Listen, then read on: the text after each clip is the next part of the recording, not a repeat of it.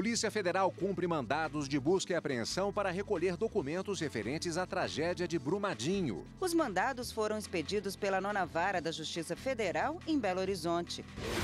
Constrangimento no trabalho. Empresa aérea terá de pagar dano moral coletivo. Os empregados da American Airlines no Brasil eram submetidos ao detector de mentiras no embarque e desembarque de cargas ou passageiros e também em áreas de segurança. Salões de beleza lideram lista de reclamações da Anvisa. A queixa mais comum foi sobre higiene. Alerta: sites usam o nome da Justiça Eleitoral para aplicar golpes. Golpistas oferecem a emissão da certidão de quitação eleitoral em sites não confiáveis.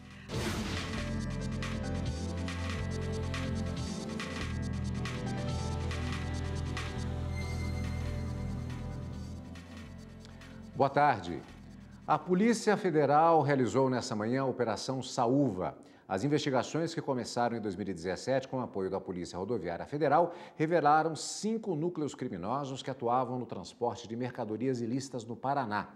Um dos núcleos investigados tinha uma central com câmeras instaladas em frente a um posto fiscal da Polícia Rodoviária que fornecia em tempo real informações para os criminosos driblarem a fiscalização naquele local. Esse núcleo prestava ainda esse serviço de monitoramento para outras organizações criminosas que atuam, inclusive, no tráfico de drogas. Estão sendo cumpridos 25 mandados judiciais, sendo que 15 de busca e apreensão e 10 de prisão preventiva nas cidades de Foz do Iguaçu, Céu Azul e Santa Terezinha do Itaipu, no Paraná. E a Polícia Federal cumpriu ainda na manhã de hoje 5 mandados de busca e apreensão em 4 cidades para recolher documentos referentes à tragédia de Brumadinho, em Minas Gerais.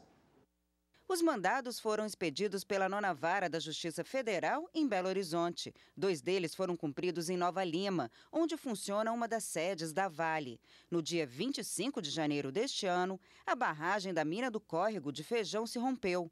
229 pessoas morreram e 48 estão desaparecidas. Continuamos com informações da Polícia Federal. A PF também combate nesta terça-feira fraudes em licitações e desvio de verbas públicas no município de Lafayette Coutinho, no sudoeste baiano. As investigações que deram origem à operação começaram há 3 anos, após o recebimento de denúncia de que a pessoa jurídica que havia vencido todas as licitações para o fornecimento de combustível na cidade entre 2010 e 2016, na verdade, pertenceria ao então prefeito daquele município, mas estaria em nome de Laranjas. Foram expedidos 7 mandados de busca e apreensão que estão sendo cumpridos em Lafayette Coutinho e Salvador, com a participação de 30 policiais federais. O Superior Tribunal de Justiça decide, em caso de duplicidade, a intimação eletrônica prevalece sobre a do Diário da Justiça. O entendimento firmado considera que, quando houver dupla intimação, nos casos regidos pelo Código de Processo Civil de 2015, a data da intimação eletrônica do advogado deve prevalecer para fins de prazo recursal sobre a data da publicação da decisão no Diário da Justiça eletrônico. Na ação analisada pelos ministros, o recurso foi protocolado 14 dias após a intimação eletrônica do advogado. No caso, 16 dias depois da publicação da decisão recorrida no Diário da Justiça eletrônico. O prazo recursal era de 15 dias. O Tribunal de Justiça do Rio de Janeiro considerou que a apelação foi apresentada fora do prazo, porque entendeu que a data a ser considerada para recursos era a da publicação no Diário da Justiça eletrônico. No STJ, o ministro Luiz Felipe Salomão, relator do caso, explicou que a legislação prevê que as intimações sejam feitas em meio eletrônico, dispensando a publicação em diário oficial. Com isso, os ministros da 4ª turma aceitaram o recurso para determinar que o Tribunal de Segunda Instância aprecie o caso, superada a questão da tempestividade. E no próximo bloco, uma pesquisa da Anvisa revela que os salões de beleza estão no topo da lista de reclamações.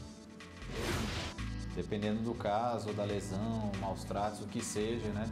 É possível que haja essa questão do âmbito criminal, além do administrativo e judiciário.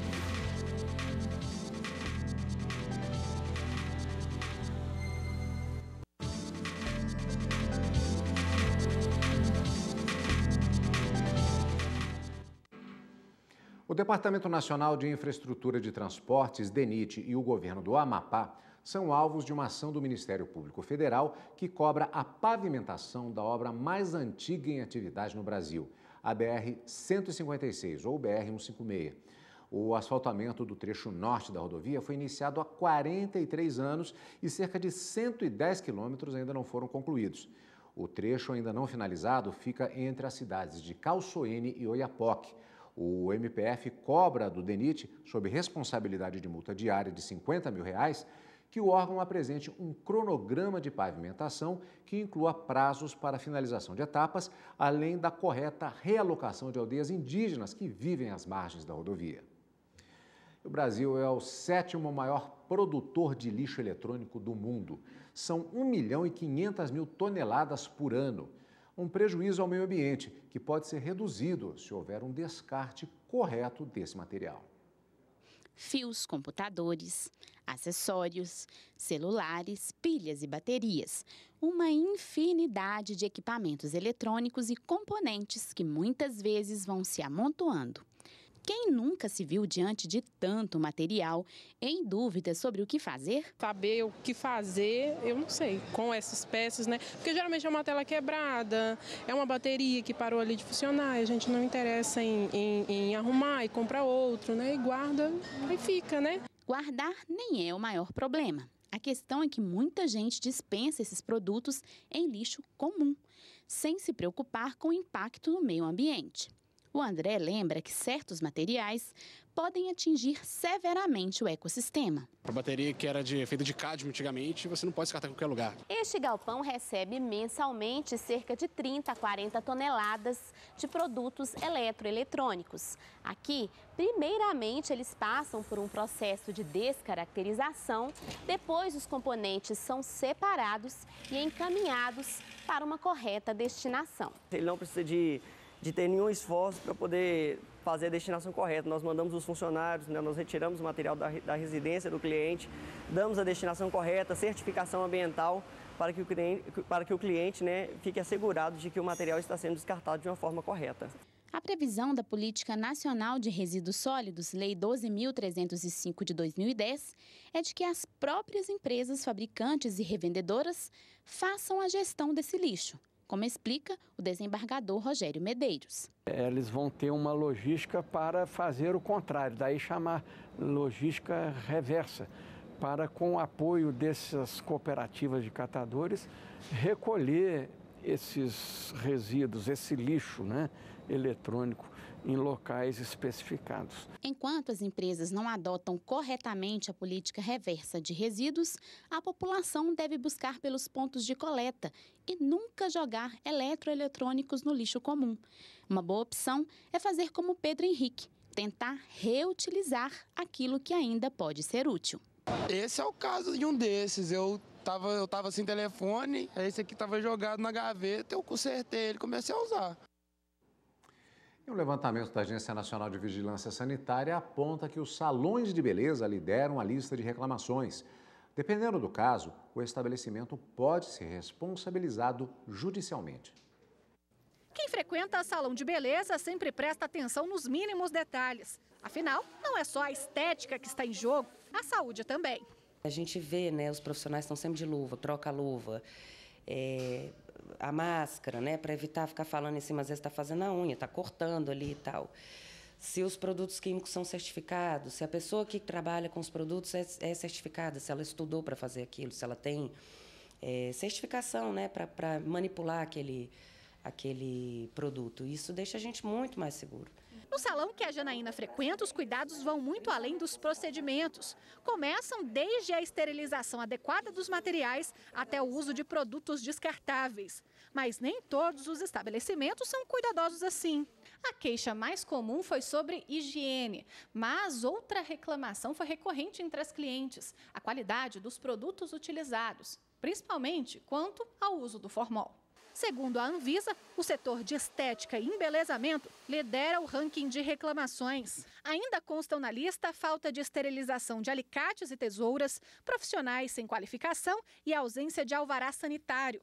Desde 2015, a Anvisa recebeu mais de 1.000 denúncias, a maior parte na região sudeste, São Paulo, Rio de Janeiro e Minas Gerais. A gente olhar se o estabelecimento tem o alvará sanitário, se ele tem a licença, porque significa que aí ele está sendo vistoriado, pode ser uma vez a cada ano, pode ser a cada 6 meses, mas ele é vistoriado.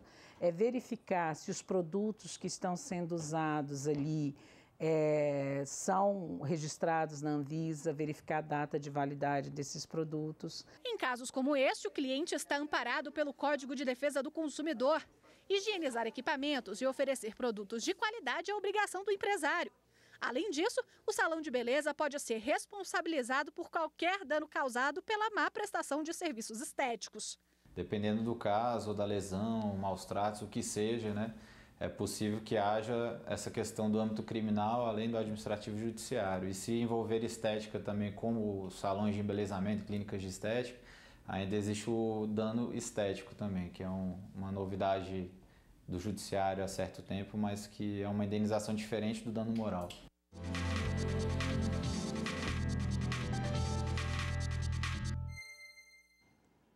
E vamos falar mais sobre este assunto que vimos na reportagem, agora aqui nos estúdios da TV Justiça, conversando com o advogado Frederico Duniz, que recebemos aqui na TV. Muito obrigado, antes de mais nada. Boa tarde, doutor. Obrigado pelos esclarecimentos nessa entrevista aqui agora. Boa tarde, Carlos Eduardo. Boa tarde a todos. Doutor Frederico, como vimos ali, na verdade, um salão de beleza, ele pode reunir uma série de perigos para o consumidor. E o fundamental, na verdade, é que houvesse uma situação de higiene controlada e uma formação de mão de obra, o que nem sempre acontece. Quais os tipos de ações que podem acarretar esse tipo de um mau atendimento eventual? Não apenas a questão de higiene, mas até dano moral pode ser pedido, independente da situação.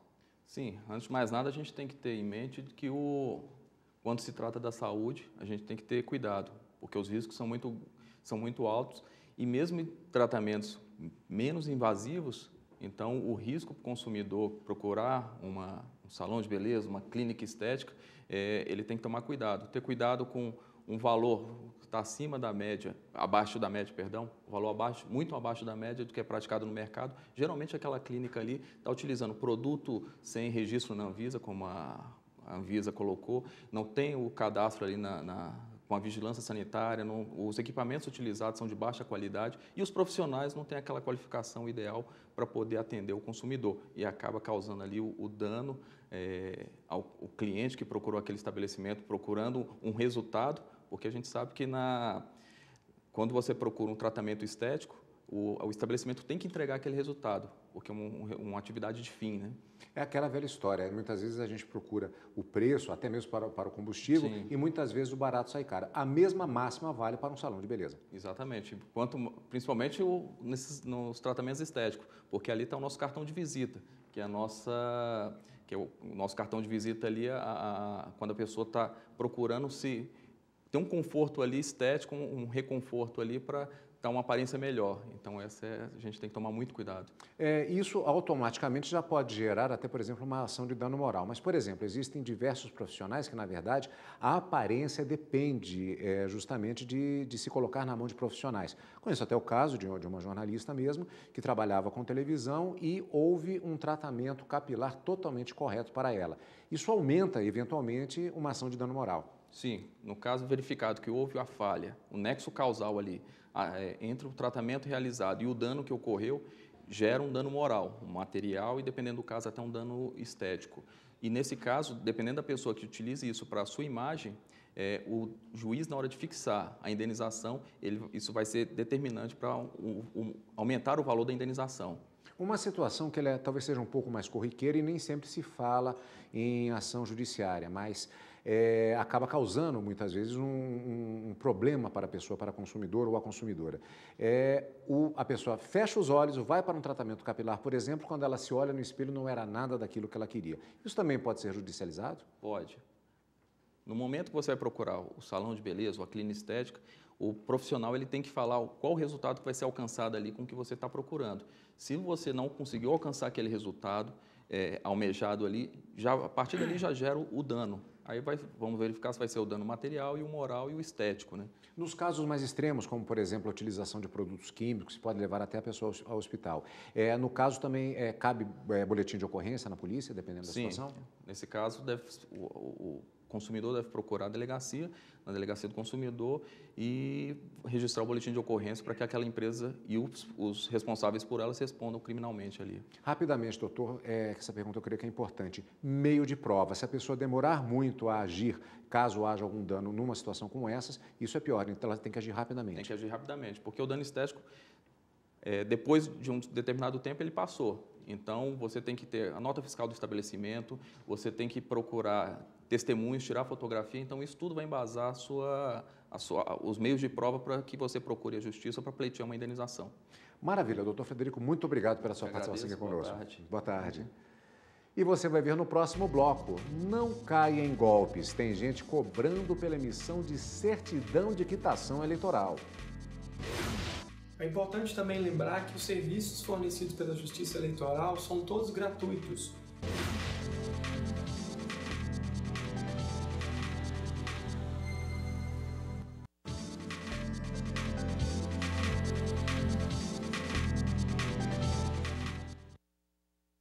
A Procuradora-Geral da República, Raquel Dodge, requereu ao Supremo Tribunal Federal uma ordem para que o deputado federal Eduardo da Fonte, do PP de Pernambuco, passe a ter monitoramento eletrônico e que seja obrigado a ficar em casa após as sessões legislativas. O parlamentar é acusado de remunerar testemunhas de ação penal a que responde por corrupção e lavagem de dinheiro. Raquel Dodge pediu ainda que Eduardo Ponte não tenha contato com as testemunhas. Para a Procuradora-Geral da República, o exercício da ampla defesa deve sempre ser respeitado pela acusação. No entanto, precisa obedecer os deveres de boa-fé objetiva, de ética e de lealdade processual. A companhia aérea American Airlines vai ter de pagar R$ 1 milhão por dano moral coletivo por ter submetido empregados no Brasil ao detetor de mentiras. A decisão é da primeira turma do Tribunal Superior do Trabalho. Os empregados da American Airlines no Brasil eram submetidos ao detector de mentiras no embarque e desembarque de cargas ou passageiros e também em áreas de segurança. O Tribunal Regional do Trabalho da 10ª Região, que abrange o Distrito Federal e Tocantins, considerou que a conduta da empresa violou os direitos fundamentais da dignidade da pessoa, da intimidade e, em especial, do livre acesso ao emprego e à subsistência digna. O TRT destacou ainda que, nos testes, eram feitas perguntas que invadiam a intimidade dos empregados e determinou o pagamento de indenização por dano moral coletivo no valor de R$ 1 milhão. A empresa aérea recorreu ao Tribunal Superior do Trabalho. Sustentou que o transporte aéreo internacional exige métodos rigorosos para garantir a segurança dos passageiros e dos trabalhadores em aeroportos. No entanto, o relator do recurso da companhia na primeira turma, ministro Hugo Scheuermann, destacou que, de acordo com a jurisprudência do TST, a utilização de detector viola a intimidade do empregado e não se justifica pela necessária segurança na aviação civil. Afirmou ainda que o TST entende que, no Brasil, o uso de detector de mentiras não é admitido nem mesmo na área penal. Em relação ao valor da condenação, o relator ressaltou a capacidade econômica da empresa e manteve a quantia de R$ 1 milhão. Agora, a TV Justiça faz um alerta. Existem sites usando o nome da Justiça Eleitoral para aplicar golpes. Olha só a situação da Damiana. Depois de um tempão procurando, finalmente arrumou um emprego. A Damiana era só felicidade. O problema foi na hora de juntar todos os documentos necessários para a contratação. Ela não estava em dia com a Justiça Eleitoral. Eles pediram o título de eleitor, que eu nunca tinha acontecido, né? De pedir, hoje eles pedem. E aí eu tive de correr, né? A história teve um final feliz. Damiana foi a um cartório eleitoral, resolveu a situação, apresentou a certidão de quitação eleitoral no novo trabalho e foi contratada. A certidão de quitação eleitoral é necessária em vários momentos. Por exemplo, se você é concurseiro. Sem o documento, não é possível tomar posse em cargo público. E até quem já é servidor pode ficar sem receber se não estiver quite com a Justiça Eleitoral. Além disso, a certidão de quitação eleitoral também é exigida para obter empréstimos em autarquias e sociedades de economia mista, emitir passaporte ou carteira de identidade e renovar matrícula em estabelecimento de ensino oficial, entre outras atividades. Aproveitando a importância do documento, golpistas oferecem a emissão da certidão de quitação eleitoral em sites não confiáveis. Olha só essa página. Em nenhum local há referência à Justiça Eleitoral. Inclusive, tem uma parte em que fala que a certidão só será emitida após o pagamento de uma taxa. Então, fique atento. Realmente é possível emitir a certidão de quitação eleitoral pela internet, mas apenas pelos sites do Tribunal Superior Eleitoral e dos Tribunais Regionais Eleitorais. É importante o eleitor se atentar para o fato de que está se relacionando, de fato, com um representante legítimo da Justiça Eleitoral. Verificar, então, no navegador se o certificado digital, que é aquele que aparece quando você clica no cadeado do seu browser, é de fato do órgão ou do TRE aí da sua região. Não caia em golpes. Quando precisar, procure sempre os sites dos tribunais eleitorais. É importante também lembrar que os serviços fornecidos pela Justiça Eleitoral são todos gratuitos. Então não há necessidade de se pagar para uma emissão de certidão, para obtenção de uma declaração, mesmo que essa opção esteja disponível, às vezes, no navegador. Prioritariamente, o eleitor pode e deve procurar identificar o site da Justiça Eleitoral, ainda que na resposta da busca do Google ele tenha outras possibilidades, eventualmente sugeridas por links patrocinados, por publicidade, por campanha, de outras pessoas que ofereçam esse serviço. Agora, imagine trabalhar em casa ou no escritório, livre de trânsito e em qualquer horário. Isso já é uma realidade após a implantação do processo judicial eletrônico. Conheça a ferramenta de informatização de processos e como ela mudou a vida de advogados, juízes, procuradores e servidores públicos. Ela trabalhou bastante do começo do processo até a fase final dos recursos. Da máquina de escrever saíam petições, pedidos judiciais, contestações, peças que jamais estiveram na tela de um computador. O advogado Nilton Correia ainda guarda com carinho uma companheira de muitos anos de trabalho. Era a maneira que eu tinha, a única de trabalhar, era a máquina de datilografia manual. Fiz curso de datilografia e datilografava muito, com velocidade. Fernanda, advogada há apenas 1 ano, é ligada em tecnologia, não desgruda da tela. O processo virtual foi uma mão na roda. Ela trabalha em casa e faz tudo pelo sistema. Ele, de fato, facilitou muito. E eu faço tudo a partir de casa, eu faço tudo. Eu só vou ao fórum para uma audiência. Com o PJE, o processo físico vira virtual. Basta instalar o programa. Usando a internet, em qualquer horário, é possível dar entrada, movimentar, apresentar recursos e saber como está o andamento processual.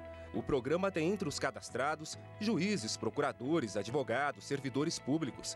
Para consultas, não é necessário a certificação digital do usuário. A identidade virtual só é exigida para quem faz alguma intervenção, atua no processo. O levantamento do CNJ mostra que o PJE está instalado em 80% dos tribunais de Justiça, do Trabalho, Eleitoral, Federal, Militar, STJ e STF. O maior avanço está nas varas cíveis. O sistema começa a ser usado para os novos processos criminais no Tribunal de Justiça do Distrito Federal e dos Territórios. O Brasil foi um dos primeiros países a trocar o processo físico pelo eletrônico. Com a promulgação da lei, em 2006, houve a permissão para que os tribunais informatizassem o serviço.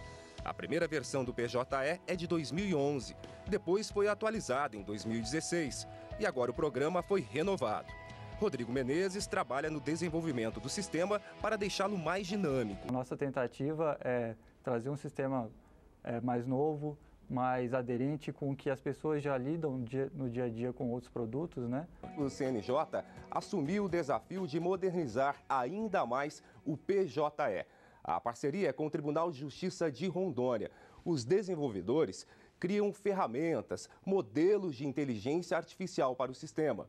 E é isso que a gente vai entender agora. O exemplo de Rondônia mostra que o Tribunal de Justiça do Estado poderá economizar até R$ 1 milhão por ano com uma pequena modificação do sistema.